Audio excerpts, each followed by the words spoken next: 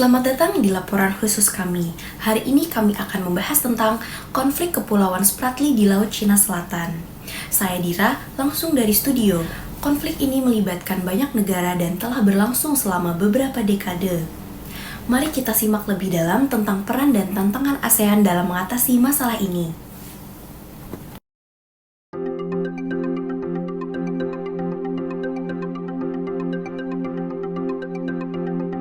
Konflik Kepulauan Spratly dimulai dari klaim Cina yang menyatakan bahwa sejak 2000 tahun lalu, Laut Cina Selatan telah menjadi jalur pelayaran mereka.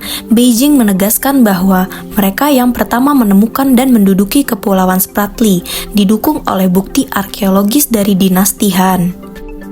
Namun Vietnam membantah klaim ini dan menyatakan bahwa Kepulauan Spratly dan Paracel adalah bagian dari wilayah mereka sejak abad ke-17. Selain Cina dan Vietnam, Filipina, Taiwan, dan Malaysia juga memiliki klaim atas wilayah ini, menciptakan konflik yang kompleks dan melibatkan banyak pihak. Dalam klaim tumpang tindih ini, ketegangan seringkali memanas dan berpotensi mengarah pada konflik militer. Namun di tengah situasi yang sulit ini, ASEAN berupaya memainkan peran penting dalam menjaga perdamaian dan stabilitas di kawasan. ASEAN sebagai organisasi regional berusaha mencegah konflik antar negara anggotanya melalui ASEAN Forum atau ARF. Forum ini dibentuk pada tahun 1994 sebagai wahana dialog dan konsultasi mengenai isu-isu politik dan keamanan di kawasan. Pada tahun 2002, ASEAN dan China menandatangani The Declaration on the Conduct of Parties in the South China Sea yang menekankan bahwa sengketa teritorial di Laut Cina Selatan tidak akan menjadi isu internasional atau multilateral. Namun berakhirnya Perang Dingin ini membawa tantangan baru bagi ASEAN. Konsep keamanan kini tidak hanya terbatas pada kekuatan militer, tetapi juga mencakup aspek ekonomi, lingkungan, dan hak asasi manusia. Persengketaan di Kepulauan Spratly menciptakan konflik bilateral dan multilateral dengan kekhawatiran akan potensi pecahnya konflik militer di kawasan ini. Dalam menghadapi dilema keamanan ini, ASEAN memasukkan masalah keamanan regional ke dalam agenda resmi mereka. Mereka berusaha mempertahankan prinsip independensi dan ketidakcampuran, sambil tetap berperan sebagai penggerak utama dalam mempromosikan stabilitas keamanan regional. Pendekatan ASEAN yang berorientasi pada keamanan kooperatif menekankan pentingnya dialog, negosiasi, dan penyelesaian damai untuk menangani sengketa di Laut Cina Selatan. Mereka juga membangun The Treaty of Amity and Cooperation atau TAC untuk menyelesaikan sengketa secara damai. TAC mempromosikan perdamaian dan stabilitas regional melalui kerjasama dan prinsip-prinsip saling percaya dan solidaritas. Dalam menghadapi konflik ini, ASEAN terus mengembangkan strategi untuk mencegah eskalasi ke konflik militer yang dapat mengancam stabilitas regional. ASEAN menggunakan berbagai metode diplomatik untuk menyelesaikan sengketa ini, termasuk negosiasi, mediasi, inquiry, dan konsiliasi. Metode-metode ini bertujuan untuk menemukan solusi damai yang dapat diterima oleh pihak yang terlibat. ASEAN juga terus mengadvokasi pentingnya menjaga keamanan maritim, kebebasan navigasi, dan keberlanjutan lingkungan laut di wilayah tersebut.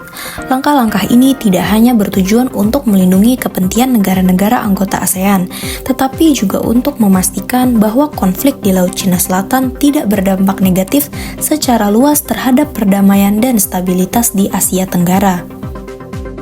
Pada tahun 2013, Filipina menggunakan mekanisme penyelesaian sengketa internasional berdasarkan UNCLOS 1982 dengan mengajukan kasus ke Mahkamah Arbitrase melawan Cina. Meskipun Cina menolak proses ini, Filipina berharap putusan Mahkamah Arbitrase dapat membantu menyelesaikan sengketa ini. Pada sore hari ini telah selesai sidang antara Filipina dan Cina atas sengketa maritim Kepulauan Spratly. Baik, jadi di sini ada pihak dari pihak Cina, yaitu Bapak Nabizar. Bagaimana tanggapannya? Oke, tanggapan kami atas kasus tersebut adalah pihak kami menolak putusan Mahkamah PCA tahun 2016 karena putusan tersebut mendukung Filipina dan putusan pengadilan tersebut tidak memiliki yurisdiksi yang kuat dalam sengketa tersebut. Dan juga pihak kami mengeklaim bahwa sejak tahun 1947, Cina sudah memproduksi peta LCS dengan 9 garis putus-putus dan menyatakan bahwa Kepulauan Spratly termasuk dalam lingkaran garis tersebut. Baik, segitu saja. Terima kasih. Sebentar Pak, saya belum selesai Pak. Sebentar Pak. Baik, itu adalah tanggap dari Bapak Nabizar dari pihak Cina. Selanjutnya kita akan mendengar tanggapan dari pihak Filipina. Baik, jadi di sini ada dari pihak Filipina yaitu Bapak Kivi. Bagaimana tanggapannya? Di sini pihak kita mengajukan gugatan kepada pihak Cina tentang 9 garis putus-putus, dan pihak kami juga ngeklaim wilayah Laut Cina Selatan khususnya Kepulauan Spratly dan beberapa kepulauan di sebelah barat Filipina yakni Scarborough Shoal itu punya Filipina. Sebentar Pak, saya belum selesai Pak. Sebentar Pak.